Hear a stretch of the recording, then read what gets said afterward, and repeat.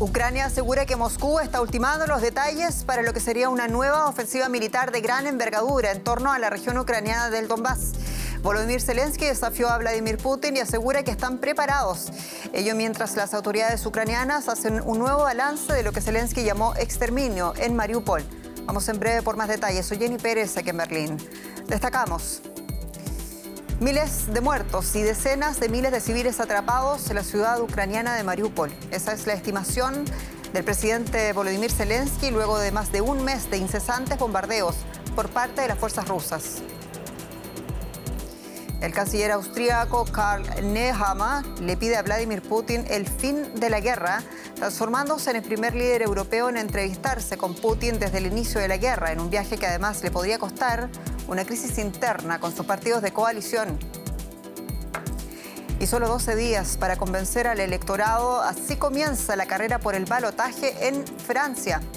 Emmanuel Macron y Marine Le Pen disputarán el próximo 24 de abril la presidencia de Francia. De los pactos políticos, el resurgimiento de la extrema derecha y el papel clave de la renovada izquierda hablaremos en esta edición.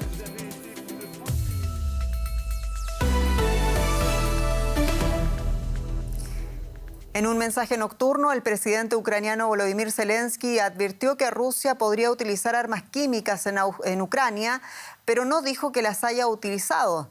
Zelensky había solicitado a Occidente más armas para enfrentar lo que llamó inminente operación rusa en el Donbass.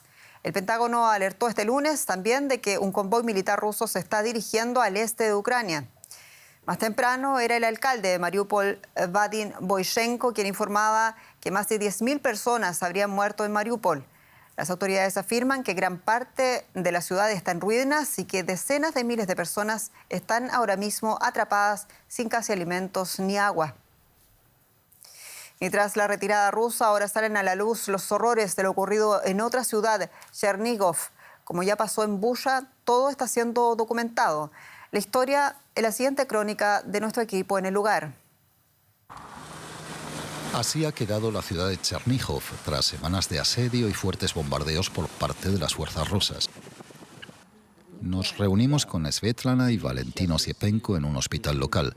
Sobrevivieron, pero ambos están heridos tras sufrir un ataque aéreo en su casa.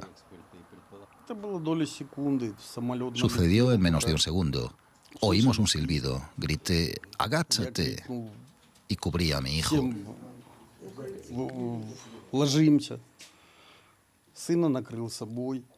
Valentín aún tiene que someterse a operaciones. Svetlana está un poco mejor. Nos muestra fotos de su casa antes y después del ataque. ¿Por qué nos han atacado? No hemos hecho nada malo. Somos civiles. Ni siquiera el hospital se libró, según nos cuenta Bohdan Rotzilo, jefe del centro de traumatología. Después de un ataque, su equipo tuvo dificultades para continuar trabajando. Trabajamos sin agua ni electricidad. Nos pusimos linternas en la cabeza y atendimos a los que necesitaban asistencia médica. Fue muy duro, pero nos quedamos aquí e hicimos lo necesario. Según cuentan los residentes, la situación empeoró cuando las fuerzas rusas cercaron la ciudad por completo. Chernigov soportó semanas de asedio ruso y logró sobrevivir con muchas dificultades. El agua y la electricidad estuvieron cortadas casi por completo. No llegó ayuda. Los funcionarios locales dicen que a veces enterraban hasta 100 personas en un solo día. Algunos fueron abatidos por las tropas rusas. Otros murieron porque no pudieron llegar al hospital debido a los intensos bombardeos. En la morgue local, Edvard Slepko utiliza camiones refrigerados para los cuerpos que aún no han sido identificados o reclamados por familiares. Muchas personas abandonaron el país para huir de los combates. No están en Ucrania y no pueden volver para enterrar a sus familiares. Por eso aquí todavía hay muchos cadáveres.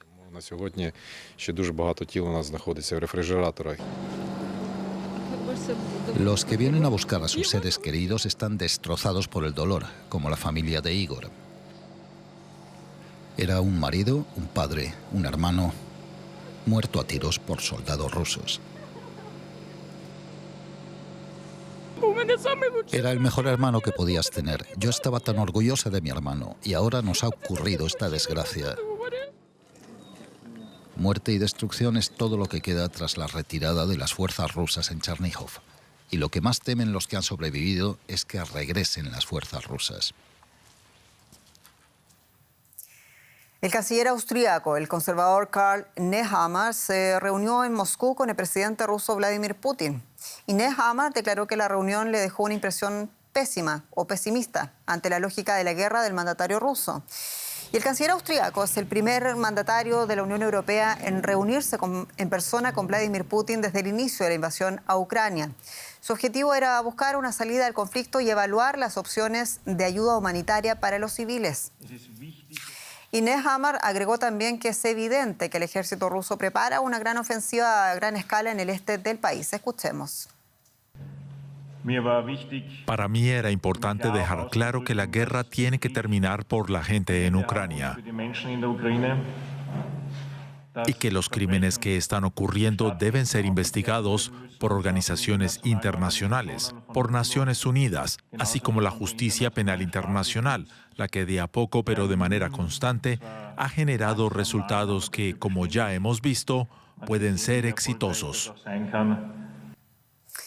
Los ministros de Asuntos Exteriores de la Unión Europea se han reunido en Luxemburgo para discutir cómo ampliar su apoyo a Ucrania.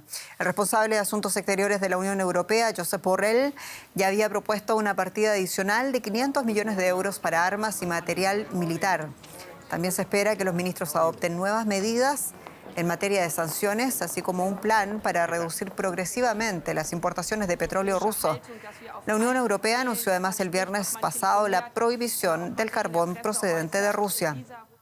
Y tras la reunión, Borrell también afirmaba que la Unión Europea hará todo lo posible para facilitar la investigación de los posibles crímenes de guerra cometidos por Rusia en Ucrania. Escuchemos.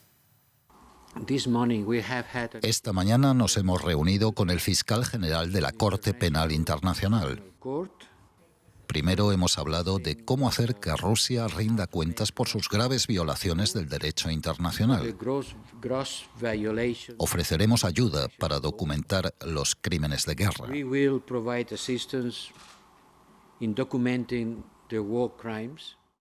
Y ante la falta de consenso para sancionar el petróleo y el gas ruso, la Unión Europea centra su estrategia ahora en enviar más armas a Ucrania. María García Sornosa está con nosotros desde Bruselas. María, te saludo. Y bueno, decimos más armas y de mayor calibre. ¿Cuánto más se va a atrever la Unión Europea en sus envíos de armas a Kiev?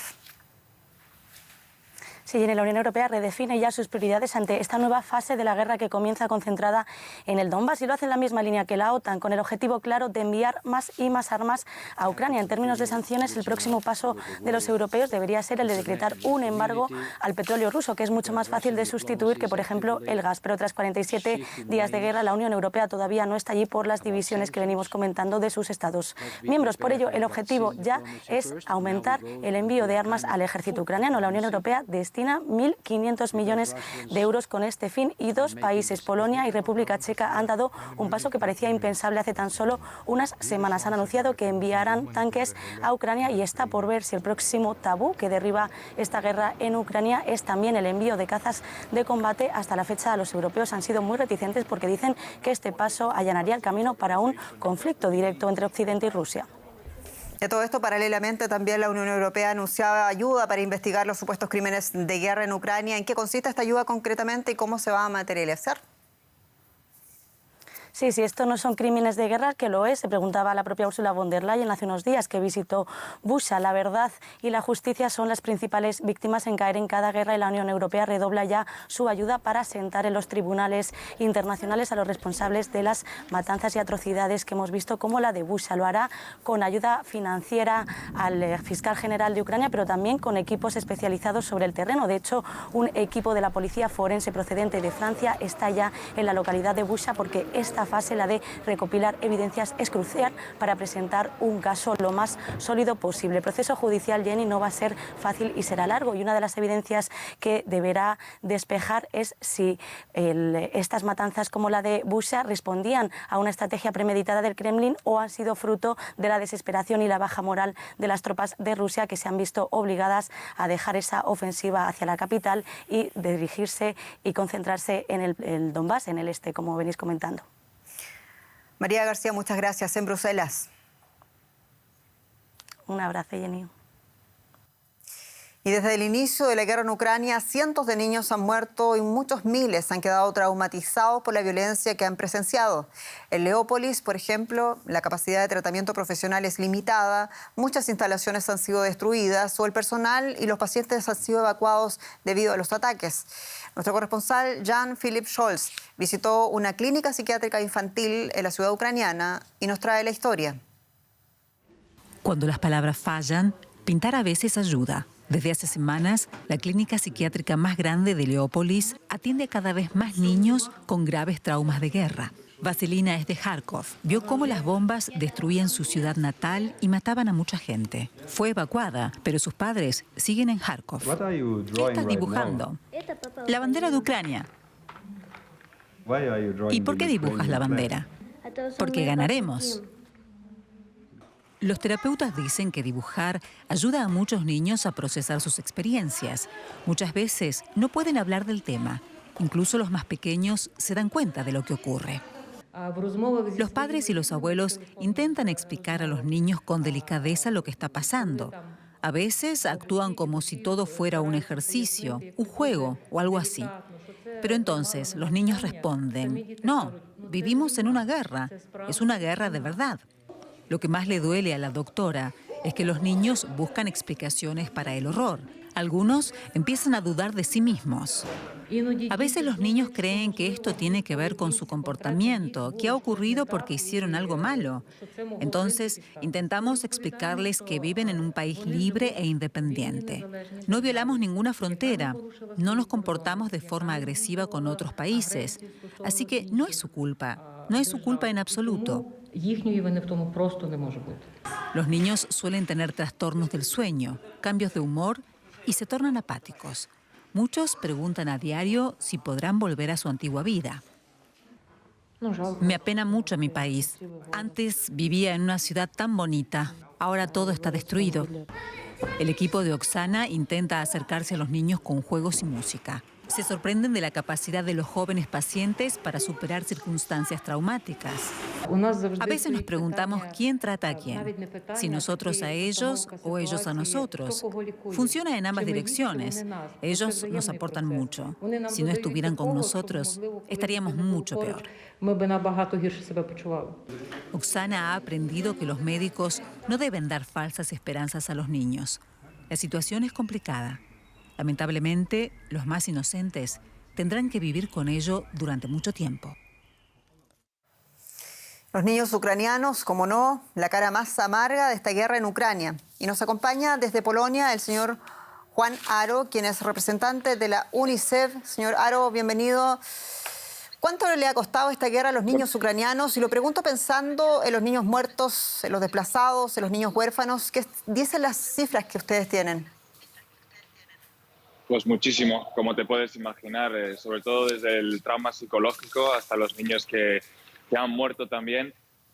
Vamos a ver cómo podemos apoyar a estos niños que requieren apoyo psicológico urgente. Como te contaba, los más pequeños, quizás de 0 a 5 años, no entienden muy bien lo que está pasando. Los más adolescentes sí ya preguntan a sus madres. Y bueno, es uno de los aspectos, la salud mental, que más nos preocupa a UNICEF y en el que estamos poniendo más énfasis en nuestra respuesta. Y uno de los fenómenos catastróficos de la guerra en Siria eran los niños huérfanos que iban a parar a las manos de las mafias. ¿Cuál es la situación para los niños ucranianos no acompañados, incluso aquellos niños huérfanos que tuvieron que abandonar el hogar, por ejemplo, o la residencia en la que vivían? Pues sabemos que es un riesgo, no es nuevo tampoco en la región. Y sobre todo estos niños que están desacompañados, que no están acompañados por sus familiares, que sus padres han tenido que quedarse en Ucrania, corren un riesgo altísimo de caer en redes, de caer en mafias y de ser víctimas del tráfico de personas y de la explotación. Por eso UNICEF tiene centros de acogida en todos los puntos de la frontera con países vecinos para identificar a los familiares, saber las circunstancias en las que se encuentran y buscar esa reunificación que para nosotros es la prioridad. Y usted está en Polonia y además de acoger a los niños y a sus familias, el mayor reto es integrarlos en un sistema escolar con otro idioma y donde los recursos tampoco sobran. ¿Qué nos puede contar de la situación en Polonia? Aquí estamos trabajando con las autoridades locales para ver cómo podemos hacer esa integración de la manera más dinámica posible. Y también en Ucrania, esos niños que están ahora mismo perdiendo clases, que cuanto más tiempo estén fuera del colegio, más difícil es recuperar todo ese aprendizaje y esa educación. Por eso estamos apoyando con educaciones online, estamos trabajando con todos los socios de UNICEF para recuperar que esos niños que están fuera del colegio y que lo está pasando mal en estos momentos. Para todos quienes buscan cómo ayudar a Ucrania, quizás UNICEF sería una muy buena alternativa. Señor Juan Aro, muchas gracias por su trabajo. Buena suerte en Polonia. Gracias a vosotros. Y vamos rápidamente a hablar de economía, consecuencias con Juliana González, mi colega. Bienvenida. Y es que las cifras, Jenny, son poco satisfactorias, por lo menos para Ucrania, que caerá hasta un 45% de su Producto Interno Bruto como consecuencia de la invasión rusa, mientras que la economía rusa se espera que retroceda un 11%. El Banco Mundial publicó una actualización de sus previsiones económicas para la región, que indica que la guerra en Ucrania está afectando a las economías de todo el mundo, pero eso sí, con especial impacto en los países en desarrollo de Europa y Asia Central.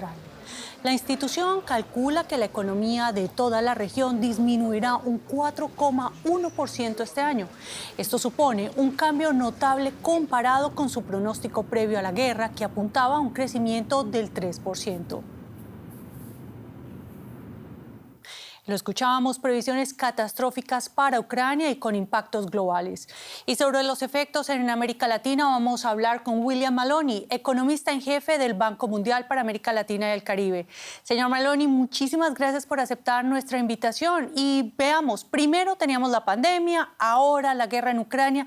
¿Cómo impacta este conflicto las economías de los países latinoamericanos? Sí, primero, gracias por la invitación. Sí, al final de este 2021 la región se había recuperado casi totalmente lo que perdieron durante la pandemia y estábamos en este momento prognosticando más o menos 2,7% de crecimiento. Ahora lo hemos bajado esta previsión a 2,3%, es decir, 0,4%. Las canales a través de esto pueden afectarnos. Primero, obviamente, la demanda en los países avanzados. Segundo, importamos muchos abonos, es decir, fertilizantes de Rusia. Tercero, algunos países con mercados importantes o significativos, por lo menos en Rusia. Y finalmente, estamos importando inflación en términos de combustibles y alimentos. Entonces, las autoridades van a tener que apretar un poquito más la política monetaria para combatir la inflación. Señor Maloney, a propósito de Rusia, esta es la 11ª economía del mundo, una economía además muy interconectada, entre otras cosas, por sus exportaciones de energía y materias primas. Según las previsiones del Banco Mundial, el PIB retrocederá un 11% este año, lo que podría ser incluso más si se incrementan significativamente las sanciones, como se espera, por ejemplo, con este sexto paquete. ¿Cree usted que esto podrá provocar un efecto dominó en todo el mundo o un impacto incluso mayor al de la crisis financiera global del 2008? Mira, hay mucha incertidumbre y no creo que vale la pena saltar a esos escenarios tan dramáticos. Obviamente el impacto sobre Rusia es enorme, pero el impacto, por ejemplo, sobre América Latina, yo creo que sería más suave. Lo importante mantener en cuenta es que hay mucha incertidumbre. Si uno, por ejemplo, mira los precios de materias primas,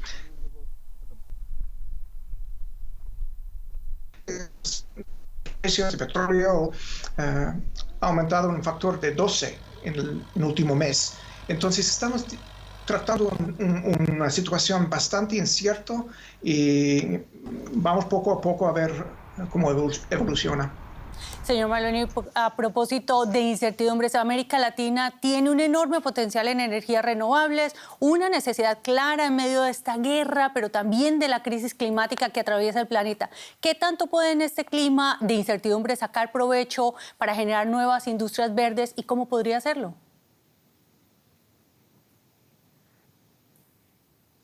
Sí, es verdad que la región tiene una ventaja comparativa enorme en temas verdes. Por ejemplo, hidrógeno verde, fuentes eólicas y varios otros. Entonces, es necesario invertir para sacar los beneficios que podemos tener. Sin embargo, esas son inversiones de décadas. ¿Okay? Entonces, la incertidumbre de un año o 2 años no es lo importante. Lo importante es lo de largo plazo. Y yo creo que probablemente esta crisis está haciendo hincapié al hecho de temas de seguridad energética, ¿no? Entonces hay más presión, hay más impulso ahora a desarrollar esas fuentes renovables. Muchas gracias, señor William Maloney, economista en jefe del Banco Mundial para América Latina y el Caribe, por este análisis. Cuídese y hasta pronto. Gracias. Y en otras noticias, este lunes Argentina formalizó a través de un memorando su adhesión a la llamada Nueva Ruta de la Seda del siglo XXI, iniciativa económica y comercial liderada por el gobierno chino que pretende crear un marco de cooperación bilateral entre ambos países. Entre los objetivos estipulados en el documento se encuentran la promoción del comercio de bienes y servicios, las inversiones en áreas como energías renovables, infraestructura y transporte y el establecimiento de instituciones que promuevan la integración financiera. El acuerdo, cuya duración es de 3 años, puede ser prolongada y es un balón de oxígeno para la endeudada economía argentina, que recientemente renegoció su deuda con el Fondo Monetario Internacional. Y hasta aquí, Jenny, lo más destacado de las noticias económicas. Muchas gracias, Juliana. Vamos inmediatamente a poner el foco en Francia. Allí Emmanuel Macron, el presidente, se ha erigido como el favorito tras una primera vuelta de las elecciones presidenciales de este domingo. Y las cifras del Ministerio del Interior francés dan al actual presidente algo más del 27% de los votos. Su rival de extrema derecha, Marine Le Pen, obtuvo algo más del 23%. Ambos candidatos se volverán a ver las caras en una segunda vuelta, que es el próximo 24 de abril. Los otros 10 candidatos de todo el espectro político han quedado eliminados, aunque Macron se impuso en esta primera vuelta. Le Pen redujo drásticamente la ventaja del mandatario que vaticinaba los sondeos de opinión.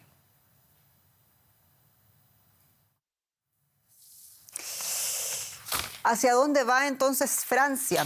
Ampliamos la mirada con el politólogo Olivier Urrutia, quien es profesor en Ciencias Políticas y nos recibe ahora mismo en París con detalles. Señor Urrutia, bienvenido. Y partamos, por favor, por el probablemente mayor desafío político de Emmanuel Macron. Necesita votos de la derecha y también de la izquierda para hacerse nuevamente con la presidencia. ¿Cómo puede resultar ese ejercicio de equilibrismo político? Bueno, buenas tardes a todos. Es una muy buena pregunta porque, también fue elegido en 2017 gracias a su capacidad de síntesis entre justamente la izquierda y la derecha, ocupar un espacio en el centro, un poco a la derecha, un poco a la izquierda. Lo que pasa es que hace 5 años casi nadie le conocía y no debía rendir cuentas sobre su acción política. Ahora todo es muy diferente porque su imagen se ha desgastado entre la población, ciertas franjas de la población francesa, después de 5 años en la presidencia, y obviamente va a ser mucho más complicado para él agrupar votos de la izquierda, porque tiene un programa político más bien identificado con un cierto liberalismo que no gusta a las franjas más de izquierda que hay hoy día en Francia. Y a todo esto, con los votos concedidos por Jean-Luc Mélenchon, se puede decir con soltura que la izquierda tiene un músculo político clave para inclinar la balanza, y Mélenchon ya ha dicho ni un voto para Marine Le Pen. Pero ¿cuánto, nos preguntamos, le costaría entonces a Macron un hipotético apoyo de la izquierda? Hablemos, por ejemplo, concretamente del tema pensiones. ya, pero el partido de Jean-Luc Mélenchon, que es la France Insoumise, que es identificado como un partido más bien de extrema izquierda, bueno, a la izquierda del Partido Socialista, que casi ha desaparecido con esa última elección, pues es un partido muy opuesto a la política de Macron y de su gobierno. Y Jean-Luc Mélenchon, su líder, ha dicho ni un voto a Marine Le Pen, a la extrema derecha, pero tampoco dijo un voto para Emmanuel Macron, con lo cual está más bien defendiendo un no voto en la segunda vuelta que un voto, un apoyo claro a Emmanuel Macron. En todo caso, los sondeos sobre esa población, ¿no? Ese electorado, demuestra que son muy indecisos y hay un nivel alto de abstencionismo. Se escucha perfectamente bien, sí, profesor. Gracias. Y otra mitad que se divide entre un apoyo a Macron para, digamos, hacer una especie de cordón de seguridad en oposición a la extrema derecha, y otro apoyo fuerte a Marine Le Pen. Es decir, que hay una franja de la France Insoumise que estaría dispuesta a votar a Marine Le Pen. Entendemos, muy complejo escenario que se viene para Francia. Muchas gracias, señor Olivier Urrutia, quien es politólogo en París. Muchas gracias y hasta pronto. Muchas gracias a ustedes. Y al finalizar vamos a revisar algunas de las principales noticias que nos deja este día la guerra de Ucrania. Miles de muertos y decenas de miles de civiles atrapados en la ciudad ucraniana de Mariupol. Ucrania dice que está preparada para una inminente ofensiva rusa en la zona del Donbass. El Pentágono alertaba este lunes de que un convoy militar ruso se está dirigiendo al este del país. El canciller austríaco Karl Nehammer se reunió en Moscú con Vladimir Putin. Nehammer declaró que la reunión le dejó una impresión pesimista ante la lógica de la guerra del mandatario ruso. Los ministros de Relaciones Exteriores de la Unión Europea dieron su respaldo a la investigación de crímenes de guerra en Ucrania. Los jefes diplomáticos también discutieron proporcionar más ayuda militar a Kiev. No hubo acuerdo sobre un embargo al petróleo ruso. Y tiempo para despedirnos y agradecerles también su confianza. Soy Jenny Pérez. Esto es Deutsche Welle para ustedes en directo desde Berlín. Hasta pronto.